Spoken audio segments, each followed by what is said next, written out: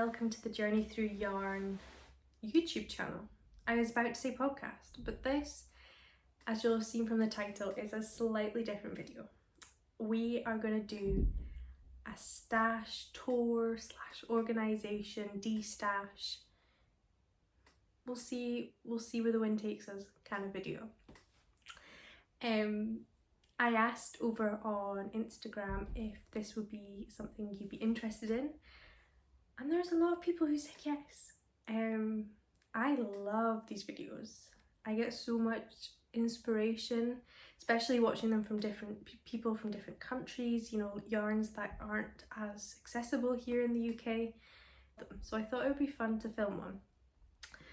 I mentioned in my previous podcast episode, which went up a few weeks ago, that we had recently moved, and as part of the move I wanted in our new home to have a little knitting corner. So this is our living room, but this corner is my knitting corner, and I got this cabinet. It's a vintage second-hand tailor's cabinet, which I picked up in a charity shop in Fife, and I want to keep my yarn in it.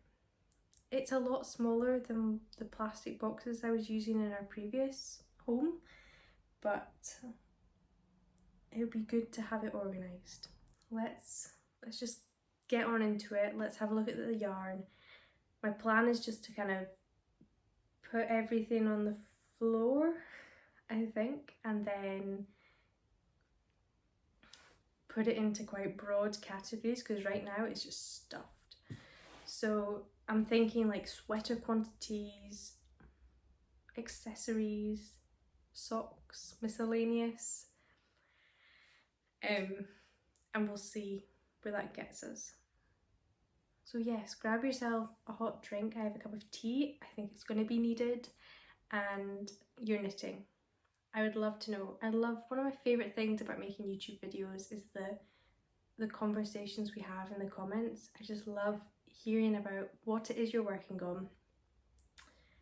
I get so much inspiration. I love looking up the patterns. So yes, please do let me know what you're knitting on while you're watching. And I think the best thing to do is to stop putting it off, and let's get all the yarn out onto the floor.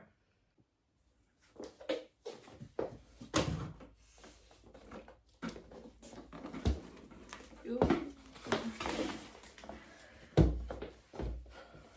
I should also say that I've given the cabinet a good clean, but I've lined the drawers as well.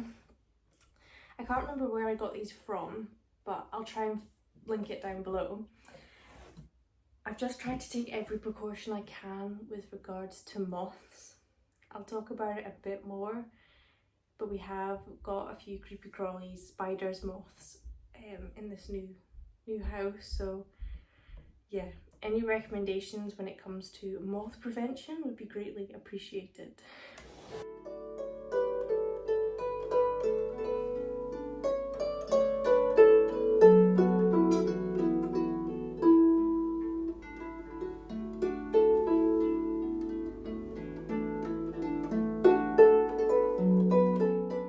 Maybe I've not done this the best way, but yeah, now I'm going to try and sort it into categories. I'm thinking sweater quantities, accessories, so hats, scarves, anything like that, mittens, socks, and then miscellaneous, and we'll take it from there. I should also mention that in this video I'm just including yarns which are not in use. So if there's any yarn which I'm currently using in a project, even if I haven't got to that ball or skein yet, I'm going to take that out and keep it in the project bag with the project. I'm hoping that will free up a bit of room, because I would like to have more room in my stash. Well, one, so that I can get some new yarn, but two, then I can actually easily see what I have. and I'm more likely to use it that way. I would love to know what the oldest yarn in your stash is and how long you've had it for. I've been really working hard at building this stash for 4 years I've been knitting now, so yeah, a wee good wee while.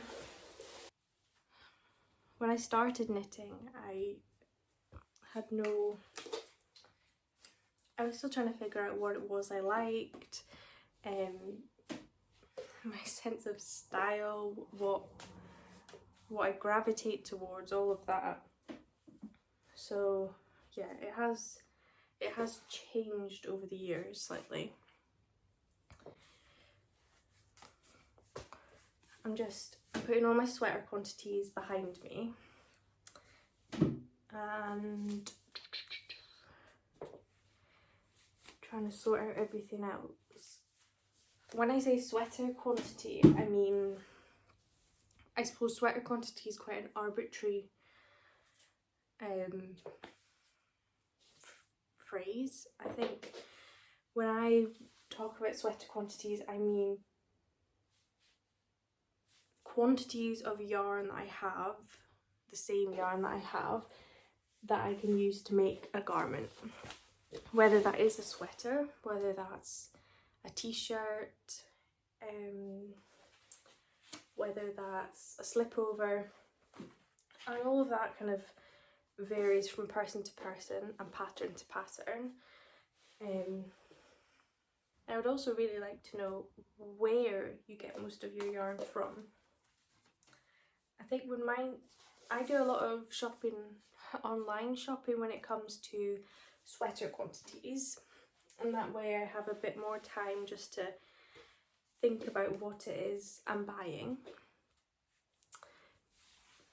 But when it comes to yarn festivals, I feel the need to buy. I don't know, I think if I'm making the effort to go to the festival, I should come away with at least a skein. So in doing that, I end up with loads of sock quantities, 4-ply, you know, your super wash merino nylon sock base, which, don't get me wrong, like I love seeing all the hand-dyed yarns. But I am not a prolific sock knitter. I've maybe knit like 4 or 5 pairs of socks in my time. But it's just so easy just to pick up one skein that's what I tend to do. So I have a lot of sock yarn in my stash, but I'm not a big sock knitter. I'd like to be. I really wish I could find the motivation to be a prolific sock knitter. But I don't know, I just think it's a combination of the small needles and the dreaded second sock syndrome. I can do the first one, and I'm the same with mittens. I've started knitting myself, which you'll see in my next podcast, a pair of mittens, and did the first one like that.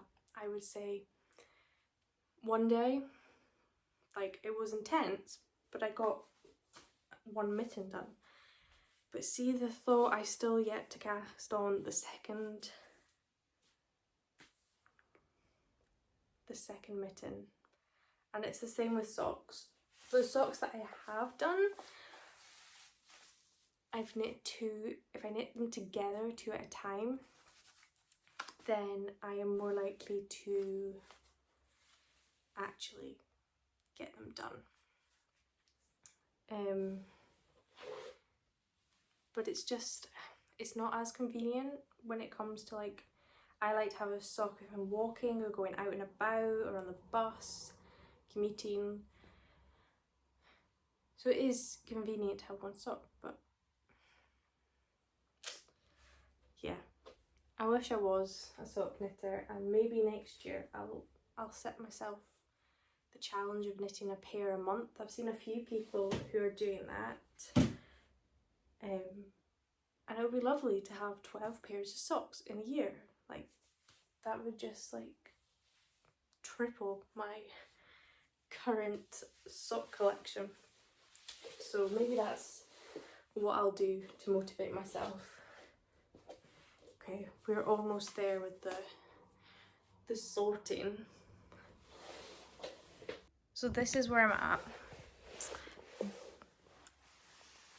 All of this yarn can be used for accessories, so hats, scarves, mittens.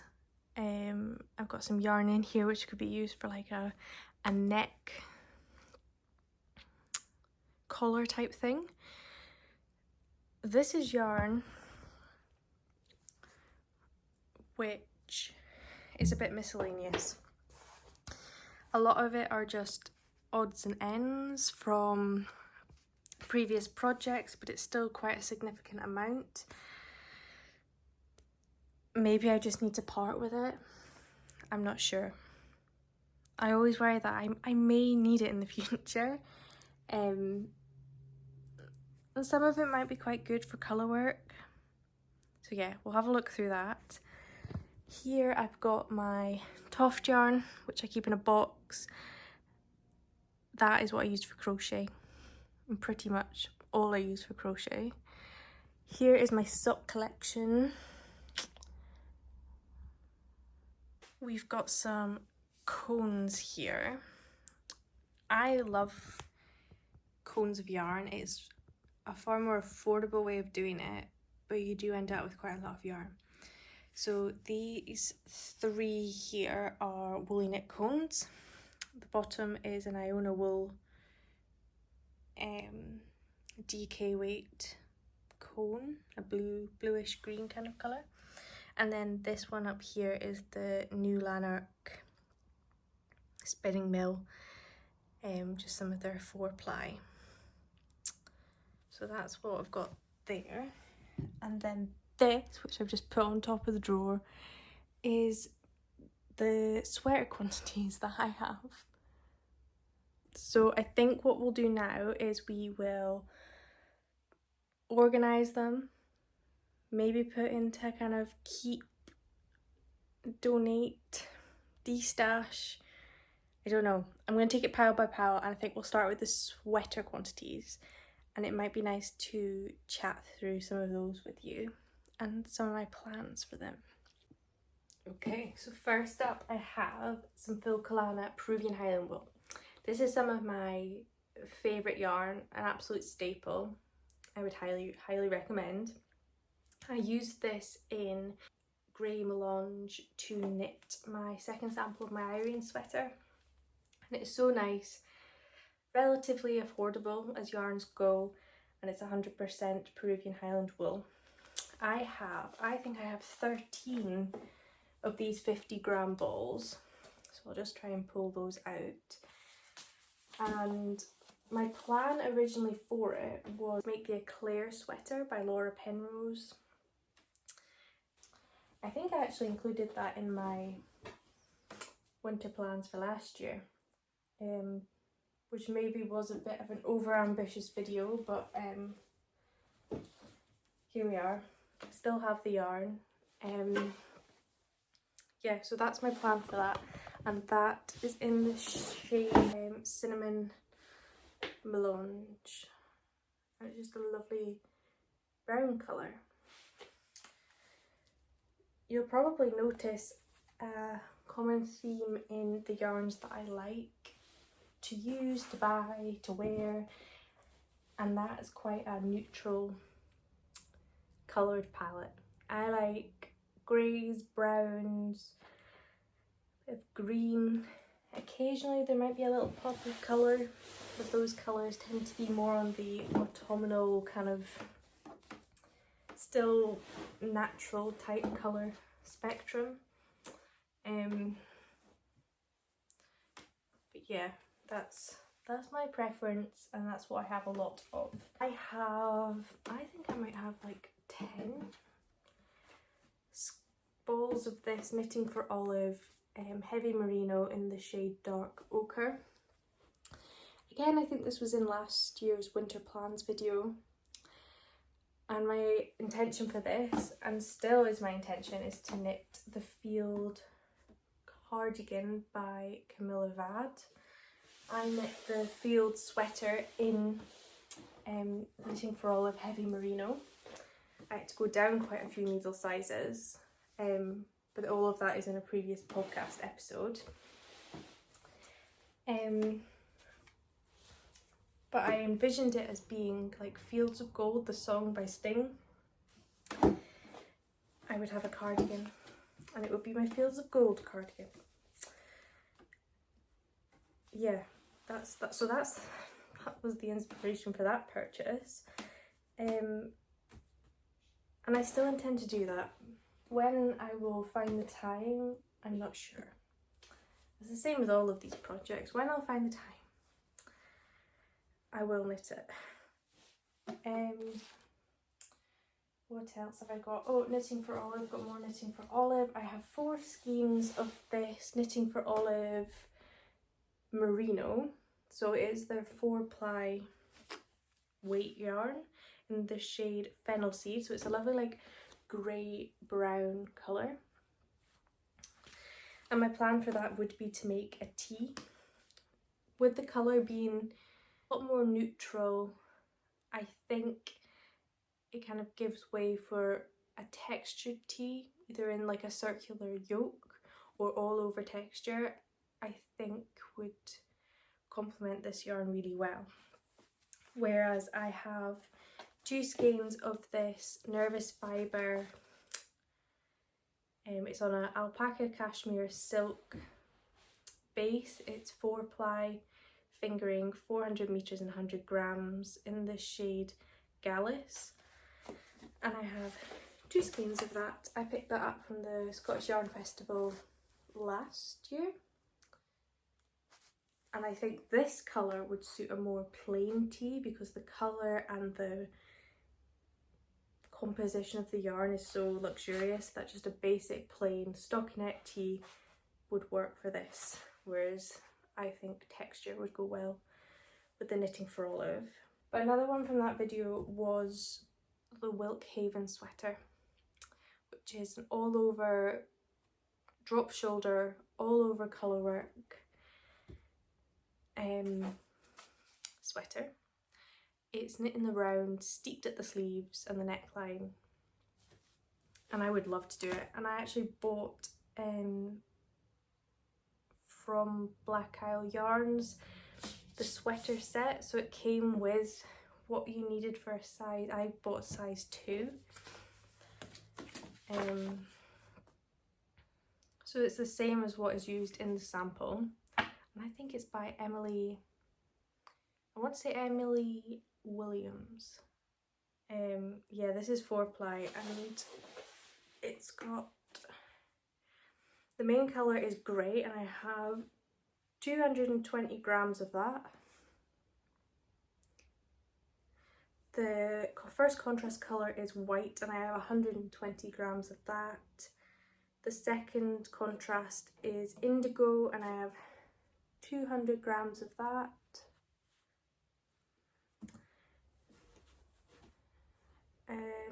And the third contrast colour is Harvest Gold, and I have 120 grams of that.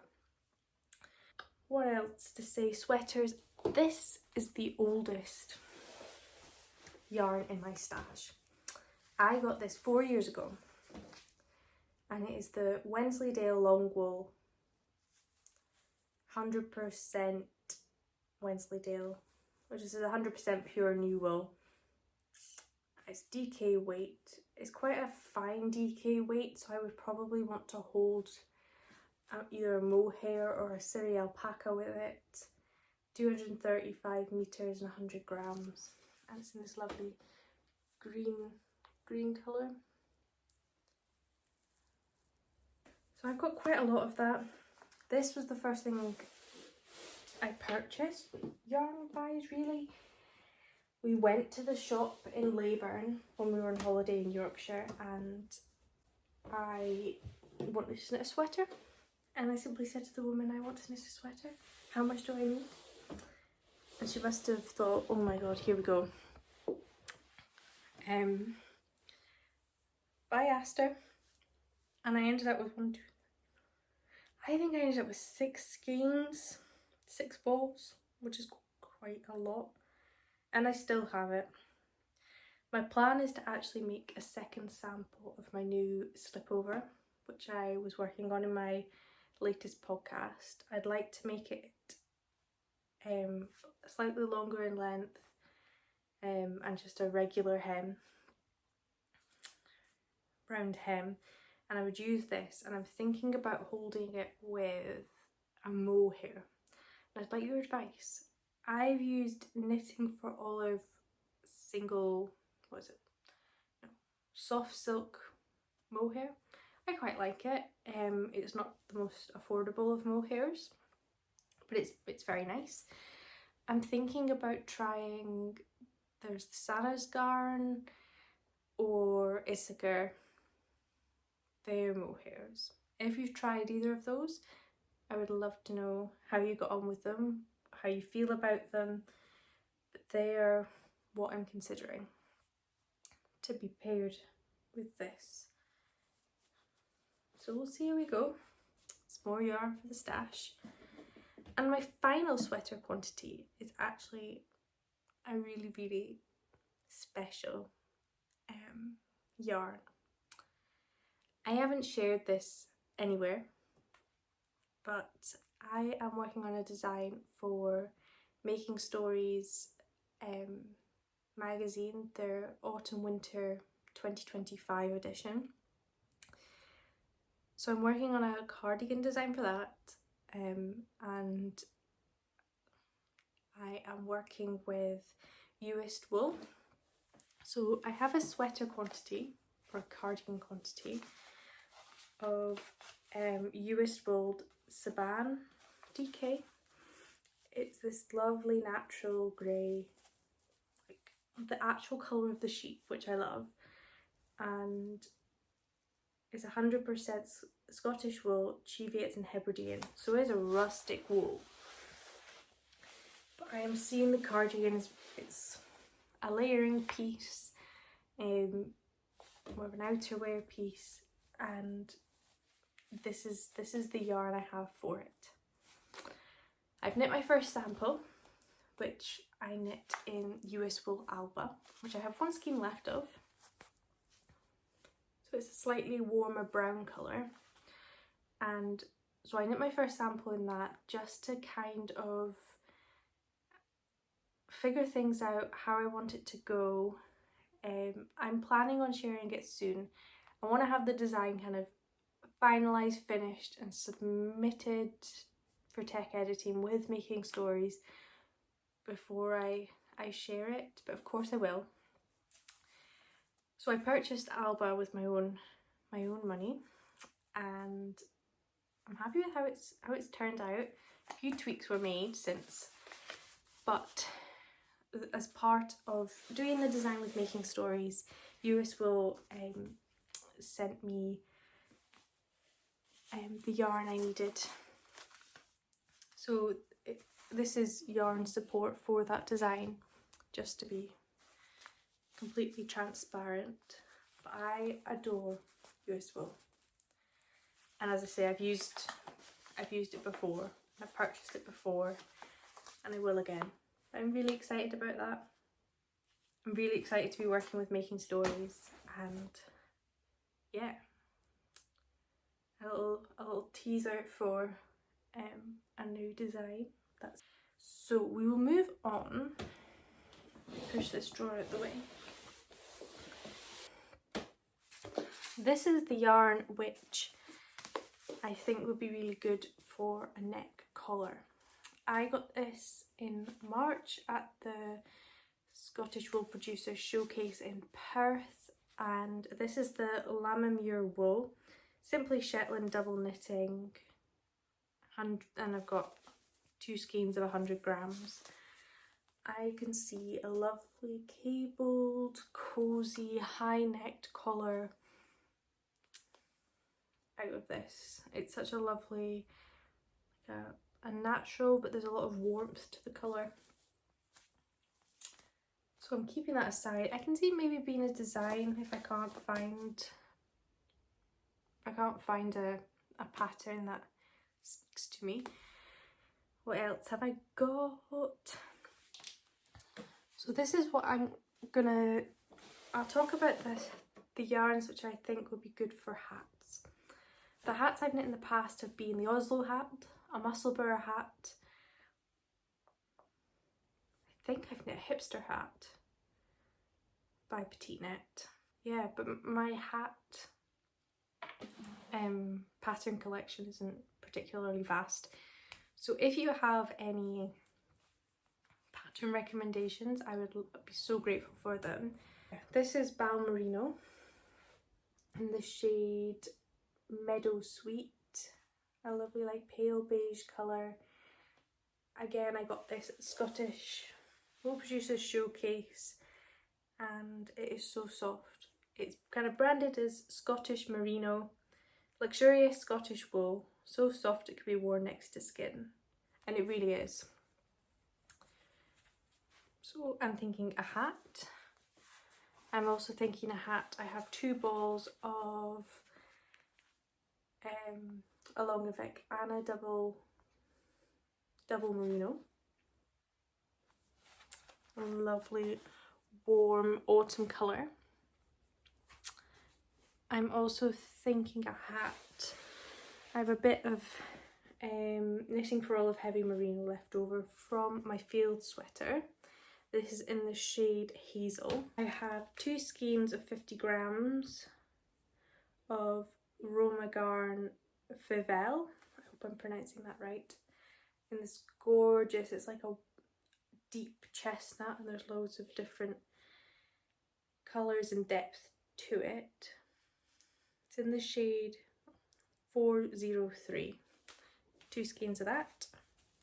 I've got 100 grams of Wool Dreamers Mota in this really nice burgundy colour. The colour is 652.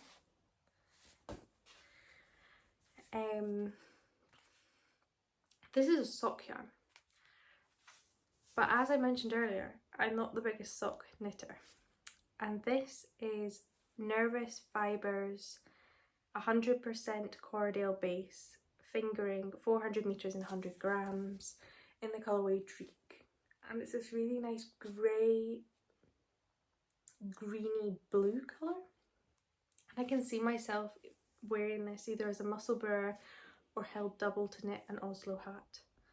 So that's all the kind of hat yarn I have. Mittens next, I think. So in terms of fingerless mittens, I have a Longavic and a merino and silk mohair in the shade Tomat and Jade. They would make nice fingerless DK weight mittens. I have some Filcolana Alvetta, which I'm hoping to make mittens from. I'm thinking Tin Can Knits, just the world's simplest mittens. And then honourable mentions, I suppose. I have 2 25 gram balls of La Manna Moderna, and this lovely blue colour. The colour is 46, 70% wool, 30% cashmere. It's lace weight, so I'd have to hold it together. So I'd have to think about how far it would go. But maybe a little Sophie scarf, not necessarily the Sophie scarf, but neckerchief type scarf. I would want to do the same kind of thing with this, which is Knitting for Olive compatible cashmere, 100% cashmere in this dusty blue. Dusty Dove Blue is what it's called actually. And I also have which would be my only like scarf acquisition. I have some Zakami yarns, which I picked up from the Woolly Good Gathering in Edinburgh back in April. I have a skein of their 100% baby llama, fingering weight 400 meters and 100 grams in the shade Spirit's Meat. And to go with that, in the same colourway, 100% brushed alpaca, 400 meters and 100 grams. So I would love to make some kind of a scarf with it. I'm unsure what. I would really like to do a design with it, but the yarn is so luxurious and special, similar to the Wilkhaven. It needs to be perfect before I crack into working on something with it. The final kind of category with a bit of structure is my socks. What do I have? I have this, which is the Ginger Twist Studios own yarn brand. It's sport weight. Okay. In the colourway Selkie. 80% superwash merino, 20% nylon. It's blue, like tealy blue colour. I've had that in my stash probably for about 3 or 4 years now. What else have I got? I have 2 skeins of Filcolana Alvetta. I think these would make lovely Sunday socks, which is why I put them with socks rather than the mittens, like the other Alvetta. I have 2 skeins of socks, Cooper Knit Sock Yeah DK. 75% super wash merino, 25% nylon, and I'd like to make some cozy autumnal Sunday socks in this. This is Needle and Thread's BFL sock in this gorgeous autumnal colour. It is 75% blue face Leicester, 25% nylon, and I would love to make a pair of socks in this. I have opened the skein and rewound the skein. This is not how it came. This is my work. And then for the rest of the sock yarn, I keep in this old shoe box, and it's basically sock yarn which I've used before but still have leftovers and would be suitable for colour work. So I think all of these actually were used in my Christmas pudding socks, and obviously I only needed a tiny bit, so I have loads of red and brown and green, and that was the main colour for the socks. I use this is one of my favourite sock yarn. This is Exmoor Sock by John Arbin. I think it was Bibblebug is the colourway. I used that in a pair of socks I did a test it for Marie-Eve in her skein. I'll pop a picture. Some of my favourite socks. Would highly recommend that pattern, but that's the leftovers, so I don't want to part with it because it might come in handy for colour work socks. As I mentioned, this is my Toft box. I occasionally will do a bit of crocheting, and I tend to only use Toft yarn for it because I tend to only use Toft patterns. It's got such a lovely like high twist on the yarn. It's 100% wool, but the stitches come out so clean and defined. Last year I did their advent calendar, and I got the advent calendar again this year. So I'm really looking forward to that coming, and yeah, I will share that with you throughout December. Everything else is miscellaneous, and I'm not sure what to do with it.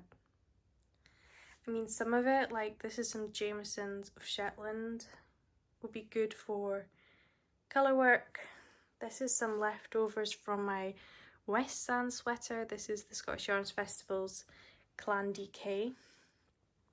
Same again here, which might come in really handy for colour work. But things like, I've got a tiny bit of one skein of Santa's Garn Duo, which I don't think I'm going to use or find a use for, not in this yellow colour especially. So I'm not sure what to do. If you know anywhere that I could donate yarn, either in a skein or partially used, let me know, because I would rather this went to someone who would actually find a use for it. It's far better being loved and used than just sat in my chest of drawers. I've got all the drawers back in the unit, so I thought I would show you what it's looking like. But first, this is my basket of D-stash. I'm really pleased that I've managed to accept that I need to part with some of it to make space for things that I truly love, and these would be far better going to someone who will love them. So in these cupboards, this is where I am going to keep my cones. You can see them at the back. It's still a mess in here. I keep my extra labels here so I can mention them in the podcast. I mean, it needs a big tidy up. Sock blockers. I mean, it's in the cupboard because it's not aesthetic. So I keep all my scrap yarn in this jar and I use it as stuffing for crochet amigurumi animals. Interchangeable needles, and then I keep my fixed non-interchangeable needles in this bag. This green box at the back, that is last year's Nervus fibre Sadvent, which I am still to get around to working with. So that's there, that still needs a bit of work. Oh, I should also mention, thinking about moths. I've been using this Alongavec Anna moth repellent. I mean, it smells lovely. And I've not had any moths in my stash. So I have that spray. And then this, still a bit full. This is where I am keeping my accessories yarn and my sock yarn. I have some of these, like, they look like tea bags, but they are like lavender filled, moth repellent, fragranced things. And again, smell nice. I haven't had any moths. They're still quite a new addition to my yarn stash, so we'll see how we get on.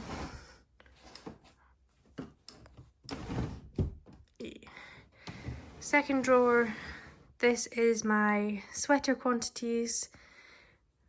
Similar to the little tea bags, I've got a few bags of dried lavender. Again, everything we can do to not have any moths.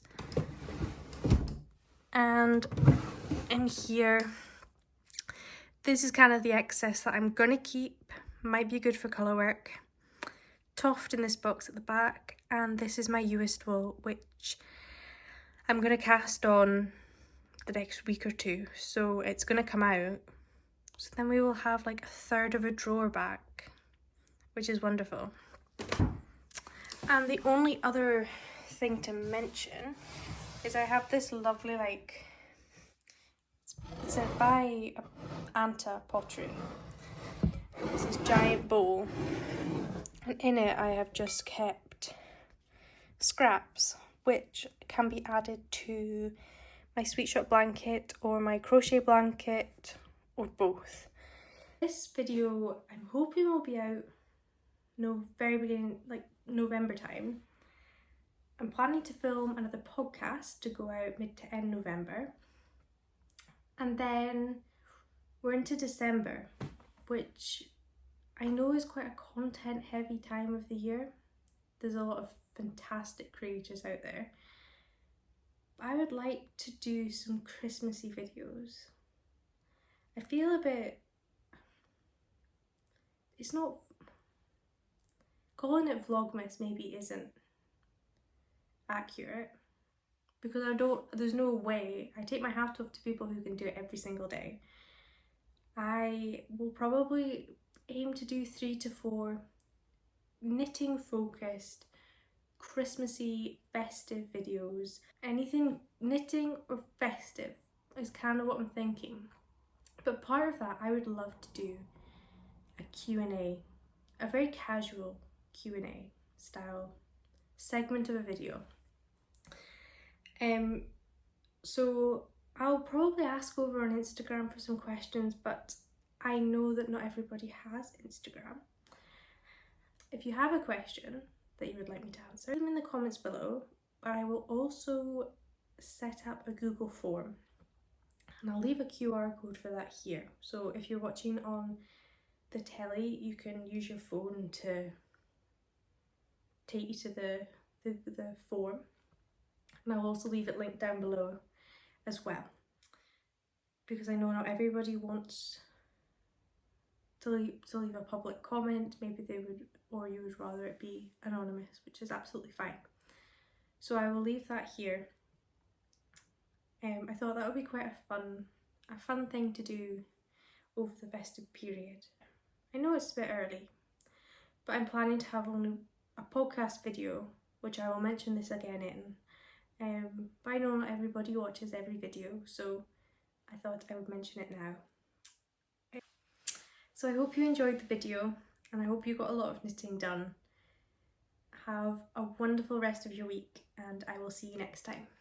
Bye.